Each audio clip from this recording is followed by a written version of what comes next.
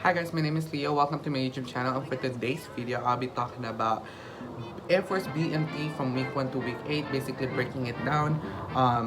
This video, hopefully by the end of this video, it kind of helps you guys out to give you guys an idea of what's going to go down and ease your mind if you are going to BMT and trying to figure out what's going to happen. If you have any question or concern, you guys can comment down below and I will answer the questions that you guys need. Once you watch the video, give the video a thumbs up. Other than that, keep on watching.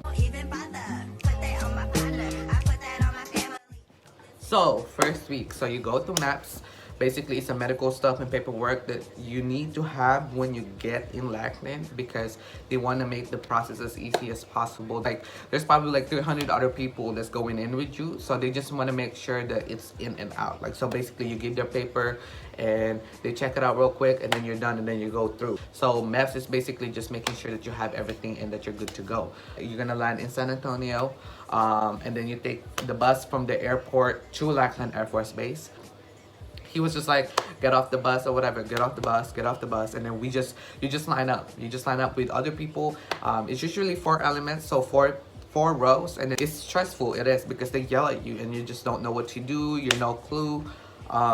You have no clue, literally no clue what's gonna happen next. But they usually do the paperwork that same night, and they also give you a backpack, and they usually give you a meal. Like they'll pass out a box of food or whatever. It has sandwich in it, cookies. They line you up, you get your bag, your notebook, your BMT book, basically the book that you're going to study for the next 8 weeks.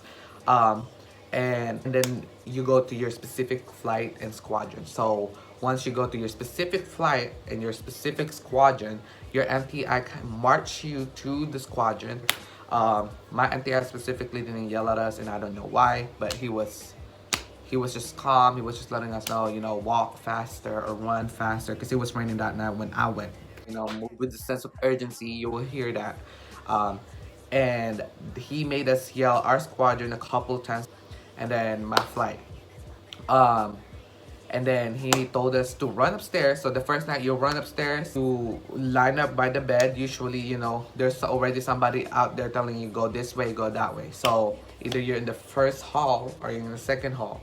So the squadron that I was in was called Disneyland, and the way they did it was like, I think there was already 2 EC monitors from one hall to the other hall, and like letting us know, hey, here, and then the other one.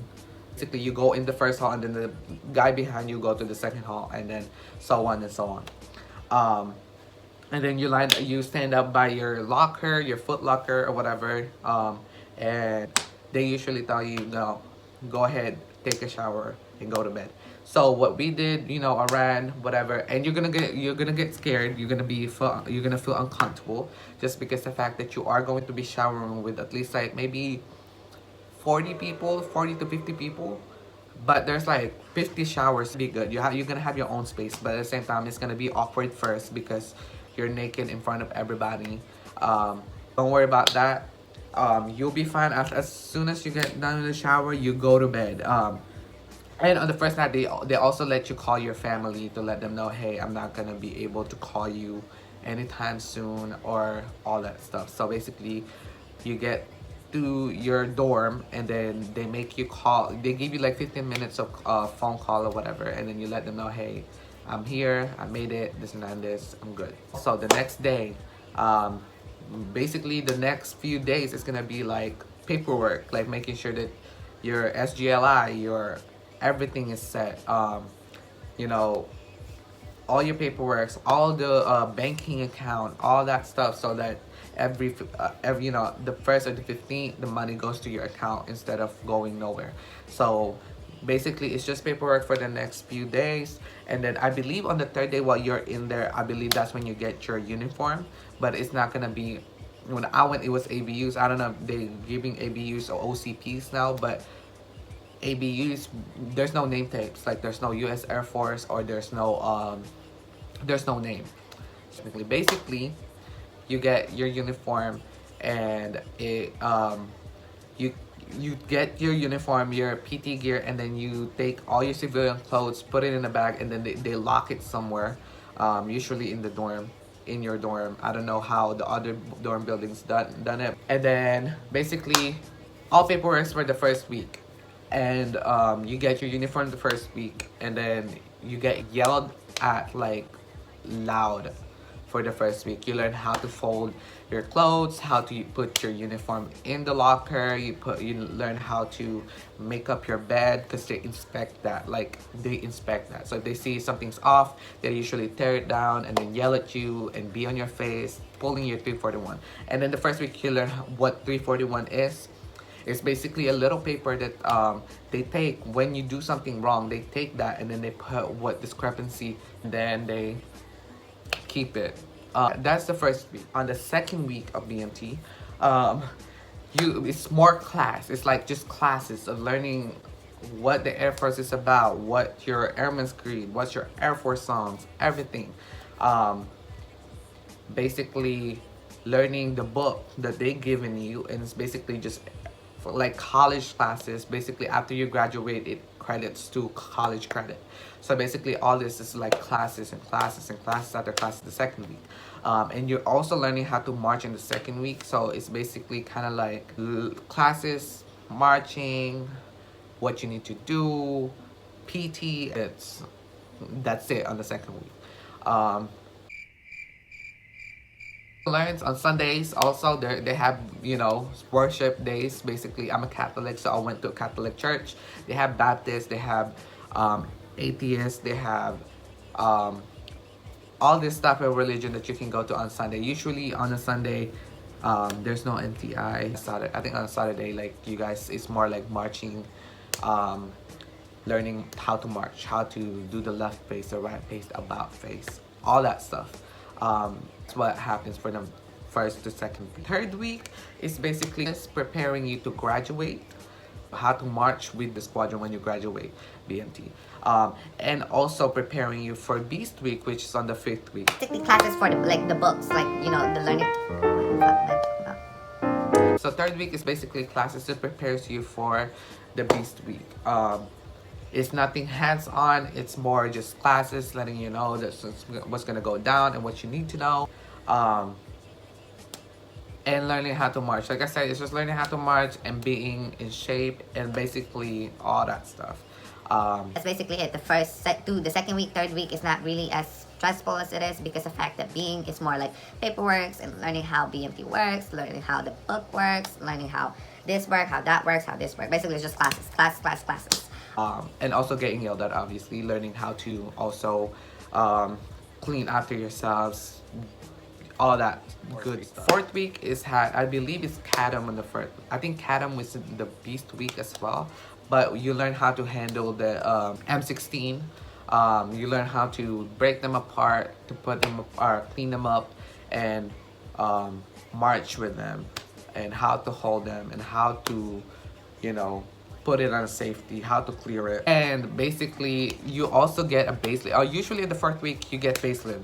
Baseline is actually being able to go to the shopette or like the BX to like buy food or like buy, you know, fast food, because obviously all this from the first week to the fourth week you have like the DFAC food. It's good.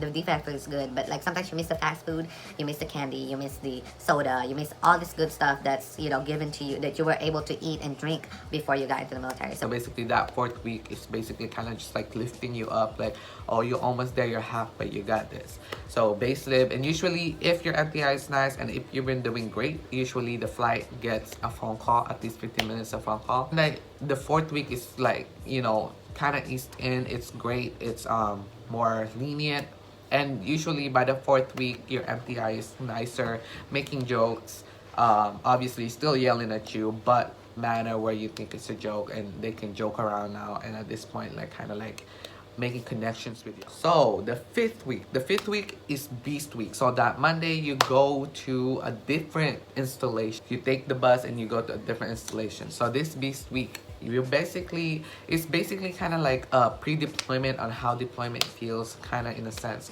But you are going to sleep in a tent. You're gonna be meeting other squadron, because it's not just your squadron. So they take, I think, 2 or 3 flights out of the squadron, and they put it in with different flight from different squadrons, basically to make sure that you guys meet other squadron and how they're doing it, and you get to work with other people other than just your people, basically kind of teaching you how it's gonna be while you're deployed, and what you need to take and what you need to do, what you need to know when you're deployed. The 5th week is really fun.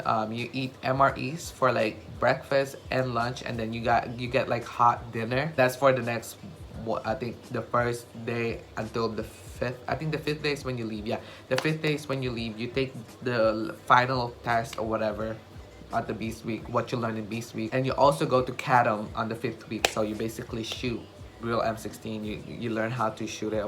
But other than that, yeah, it's the 5th week is the funnest of them all, I think, so far, because there's different, of course, like you know, you go jump up on a log, and then you try to go on the other side, all that good stuff. Really fun. I enjoyed it.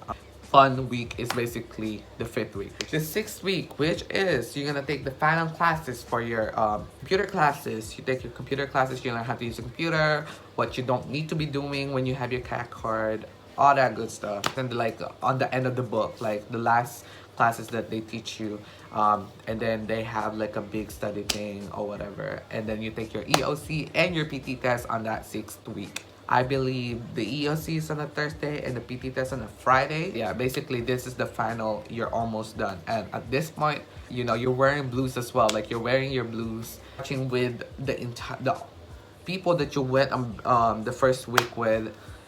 It's really fun. It's really enjoyable, and I really think that it's kind of like, oh, I'm almost there. Like, you know, you're really close. You're really close. You're almost there. 7th week. Basically the 7th week, the final week of basic training.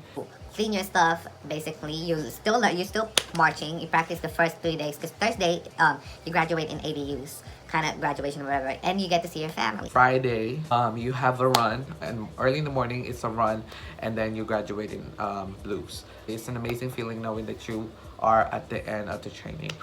It's really relieving to know that you're gonna graduate and all that stuff. It's the greatest feeling in the world, because being away from your family, not being able to talk to them, not being able to see them for 8 or for 7 weeks, it's such a relief that you're done with it. Like, it's really great. I can't even explain anything else, because that 7th week, that was just graduation and everything, so it was great. Final week of your training and being in Lackland Air Force Base before you go to tech school.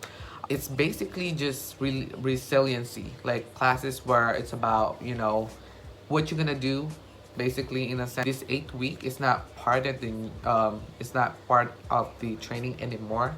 I think they incorporated with, you know, the training in general, because the 8th week you move to a different dorm. It's called the Airman Weeks dorm. So it's close by Medhold. It's like nearby Medhold. And it's great. Like it's lenient. It's not a training environment.